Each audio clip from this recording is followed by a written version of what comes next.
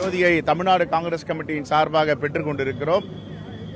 இதில் எங்களுடைய அகில இந்திய செயலாளர் திரு சுரேஷ் ஹெக்டே அவர்கள் சிறப்பு விருந்தினராக கலந்து கொண்டிருக்கிறார். நாளை காலை தலைவர் ராஜீவ்காந்தியுடைய நினைவிடத்தில் இந்த ஜோதியை பெறப்பட்டு அவருக்கு அங்கே அஞ்சலி செலுத்தப்படும். மலரஞ்சலி, அங்கே பிரார்த்தனை கூட்டங்கள், வீரதீர செயல் புரிந்தவர்களுக்கு விருதுகள் வழங்கும் விழா போன்ற நிகழ்வுகள் நாளை காலை 8 மணிக்கு திருப்பெரும்புதூர் ராஜீவ்காந்தி நினைவிடத்தில் நடக்க இருக்கிறது. இதனுடைய தொடர்ச்சியாக நாளை முழுவதும் அன்னதானம் வழங்குதல், சிறப்பு வழிபாடுகள் தமிழ்நாடு காங்கிரஸ் கமிட்டியின் சார்பாக நடைபெற இருக்கிறது.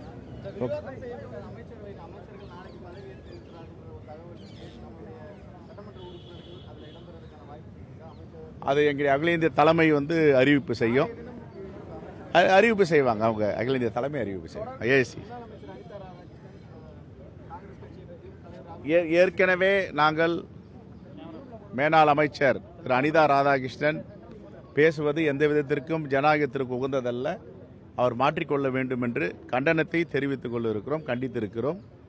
அவர் இதற்கு மேல் தெரிந்தால் அவருடைய தலைமையிடம் நாங்கள் முறை பிரகாரம் முறையிடுவோம், புகார் செய்வோம். தேங்க்யூ.